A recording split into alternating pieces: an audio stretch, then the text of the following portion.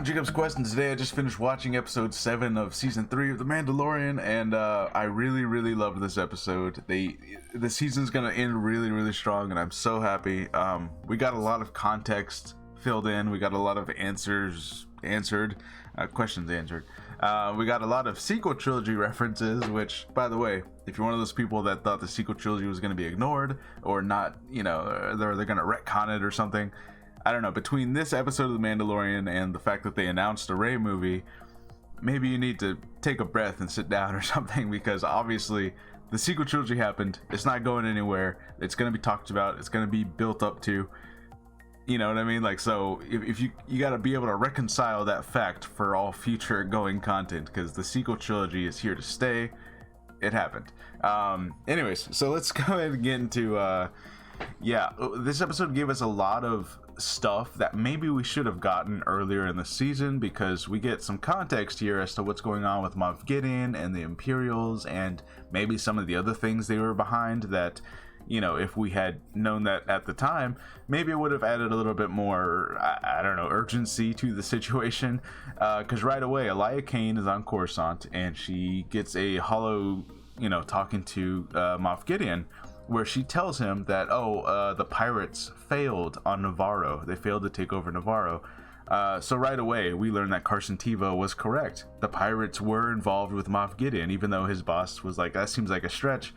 Turned out to be true, and we at the audience did not know that at the time, which, kind of feels like maybe we should have. It would have made that a little bit more urgent of like, oh, this is part of Moff Gideon's plan, the pirates and Navarro and all that. So, we can talk about all that, but I guess now that we have the context, it kind of makes the episode more important.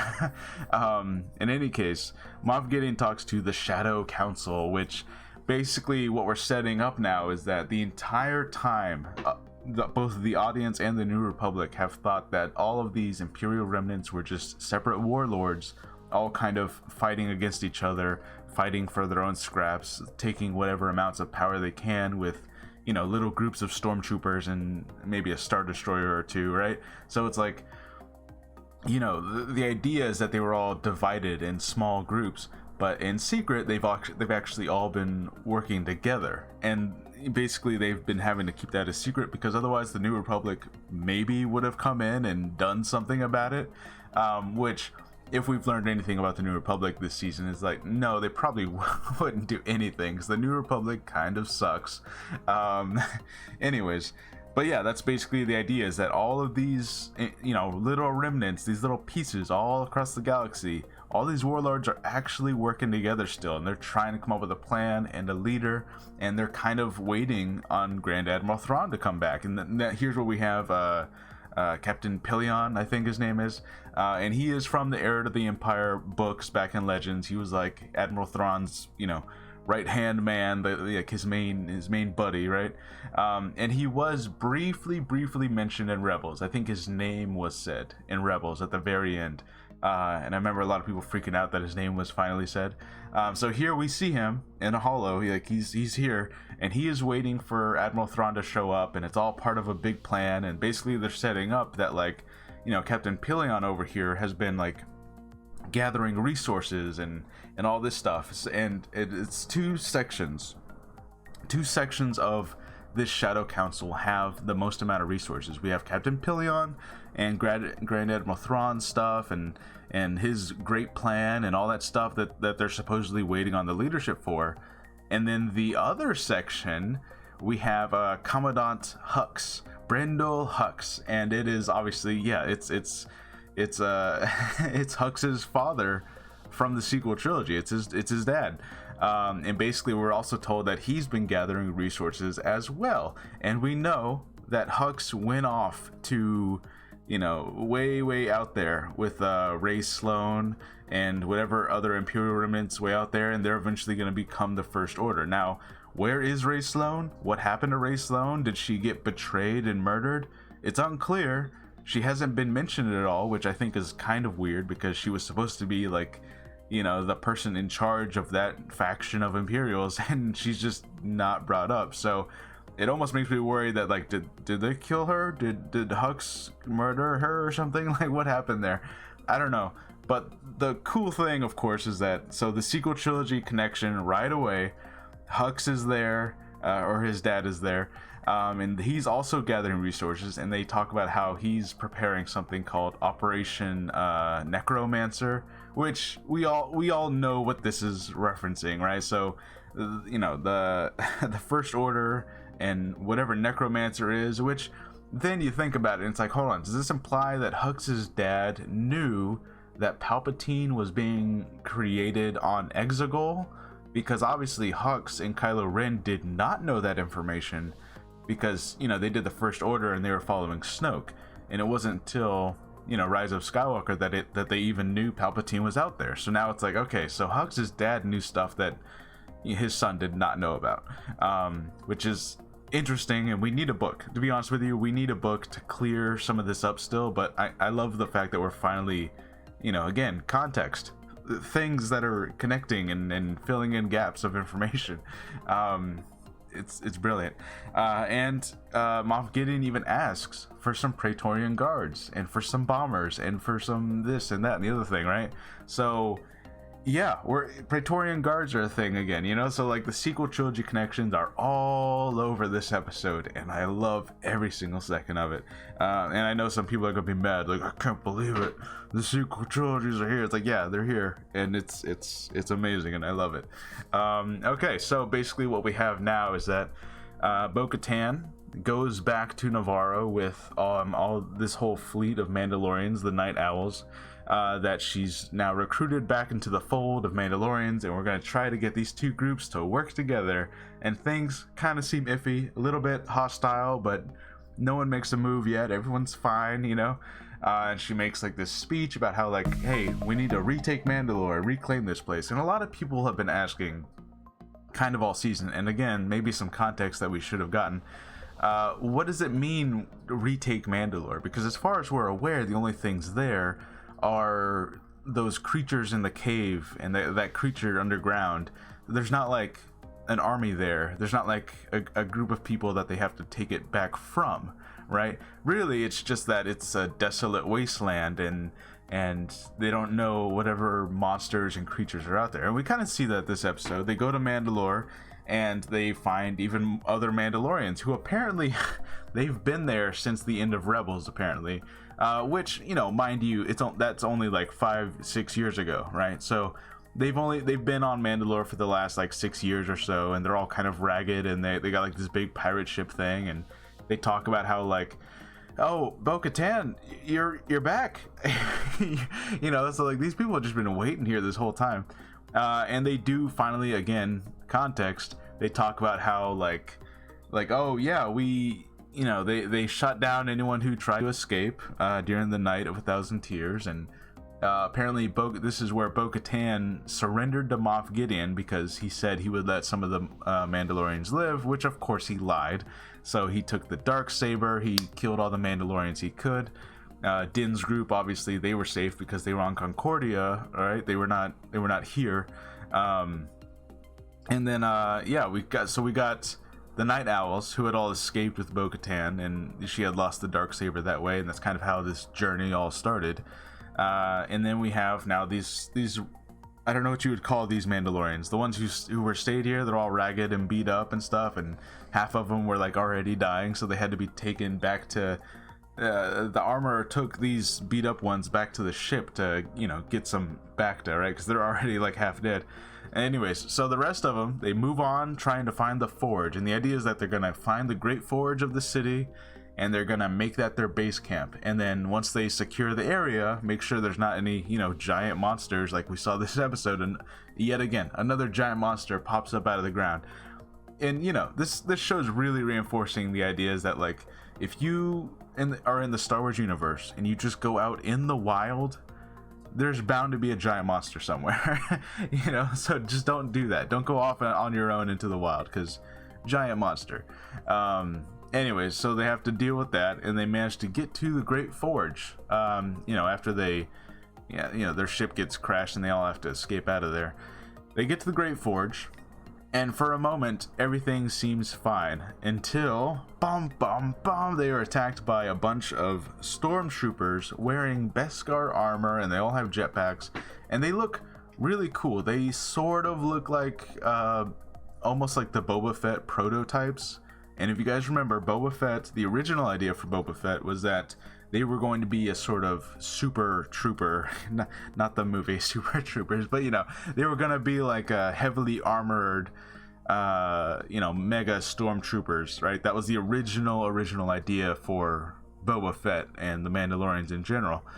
So now we kind of have that fulfilled, where these are stormtroopers, but they got Beskar armor on, and so it's clear that someone has been like taking the resources of this planet this entire time, and so they're fighting off all these stormtroopers, and they're basically lured into a trap where Moff Gideon apparently this whole time has had a setup on Mandalore, and it's this entire like underground caved out spot where there's a bunch of TIE fighters and it's a whole Imperial little facility down here. So basically it's like, where's Moff Gideon been this entire time, the whole time since he escaped from his place? Well, he's been here, guys. Moff Gideon has been here, and apparently he's been like using Beskar material, and he's been creating these guys their own armor, and he's made himself he calls it a new Dark Trooper armor set. He flies down and he's got like his usual black armor looking stuff, but he's got like his own like Mandalorian helmet and a jetpack, and so Moff Gideon's like more set up even than he was last time we saw him. And basically he's trapped everyone in between these closed doors, and he's blasting everyone, and Din Djarin gets captured. A bunch of cables wrapped around him, and he's trying to fight, and he gets captured and he gets taken away, and then everyone else has to try and escape, and Bo-Katan uses the Darksaber to cut a hole through the other door, and of course we have what's his name, Paz Vizsla, the big guy.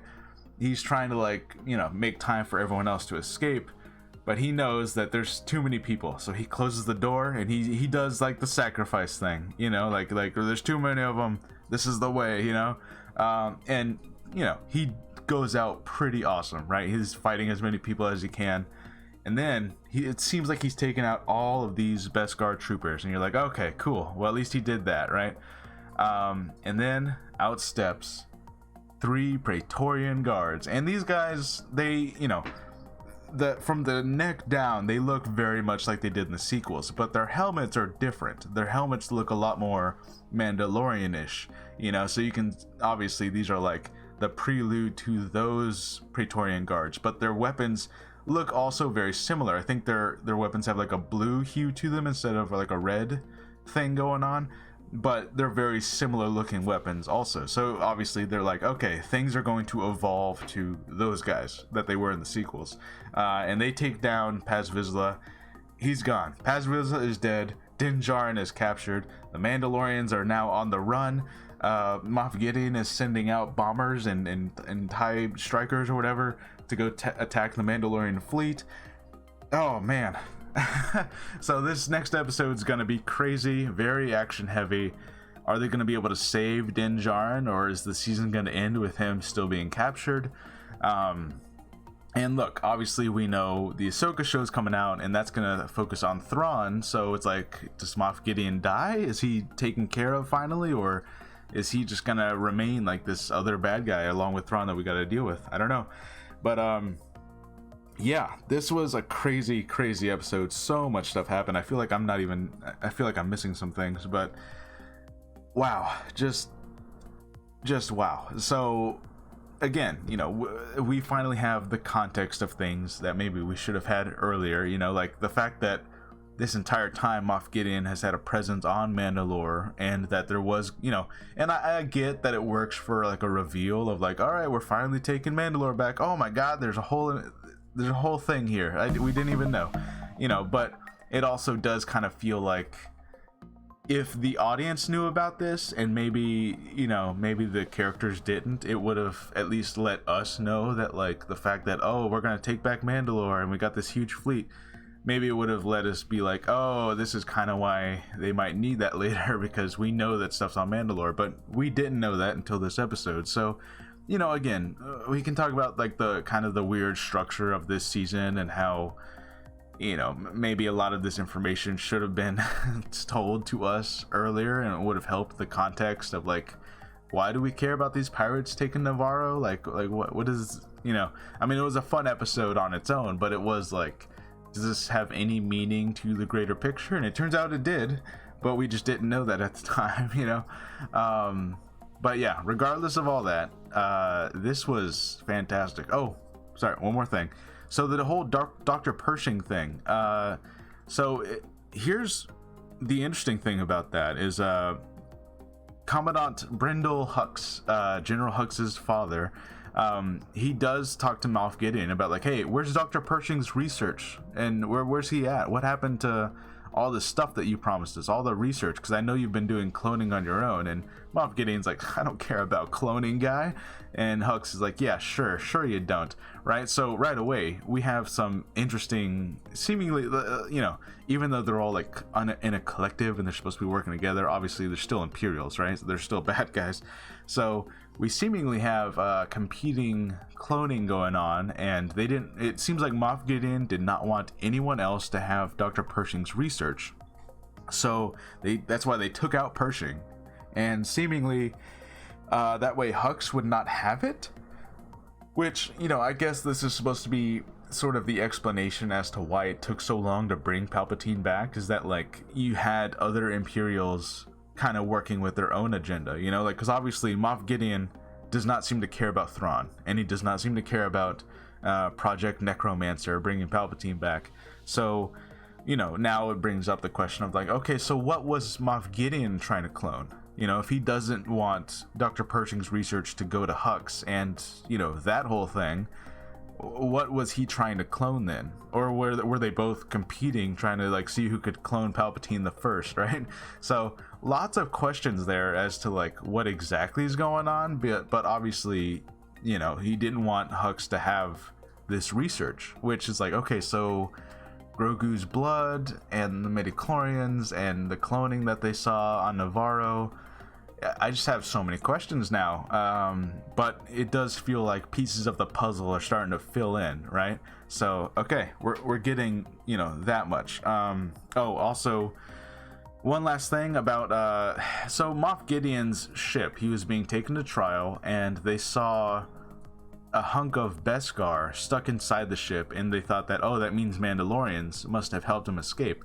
So I guess the assumption now is that it was actually some of these stormtroopers that came, some of these I gotta come up with a better name than super troopers. Beskar troopers, there you go, I'll call them Beskar troopers. I guess some of these Beskar troopers came and helped him escape. I suppose that can be the safe assumption as to who helped him out there. They don't actually say that or show that in any way, but I guess that's what makes sense in this context now. So yeah, there you go. Now, obviously, like I said, I still have questions about like, so was Moff Gideon trying to clone Palpatine, or was he working on something entirely different? And it's very unclear now, especially because it seems like he was not helping Hux, or at least he didn't want. He doesn't want someone else to come in and be in charge, because Moff Gideon wants to be in charge, right? And that's kind of the idea of the whole Empire. Everyone wants to be in charge, so they're all gonna kind of, we'll work together against the New Republic, but I want to be the main guy in charge, not you, not Thrawn, not Palpatine. I want to do it, like that's kind of the whole thing there. Anyways, so again, context, things that seem really important for information that we had before. So yeah, just this feels like such an important episode in regards to everything that was revealed and everything that was mentioned. And the season's gonna end in a really action heavy kind of way, and but I think as far as lore goes and information as to what's happening at this point in the galaxy, this episode was just so important. Like, wow. And again, all the sequel trilogy connections, it's like, okay, so is this, that we know for sure that Moff Gideon is not gonna become part of the faction that makes the makes the First Order a thing, right? Like, we know that that's an entirely separate faction that Hux over there is dealing with, And again, where is Ray Sloan? Hashtag justice for Ray Sloan. Where's she at? What happened? What'd you guys do? Where'd she go? And then, you know, what was he cloning? Well, if he wasn't trying to help Hux over there clone Palpatine, then what was he working on with Grogu's blood and everything? What was there? Can you imagine a reality where you have two people cloning Palpatine bodies, and Palpatine's soul just like he's got to like choose. He's gonna be like, which one should my essence go into? You know, he's gotta sit there and like, or maybe he just goes back and forth between two different clones. I mean, they kind of did that in Dark Empire. It was a whole thing. He kept on going into different clone bodies. That was the whole thing. Anyways, yeah, I had a great time with this episode. I'm so excited for the finale of this season, and let me know what you guys think, because it feels like we have so much more information in this one single episode that maybe we should have had earlier, but it's fine. We got so much stuff to talk about. All right, I'll see you guys next time.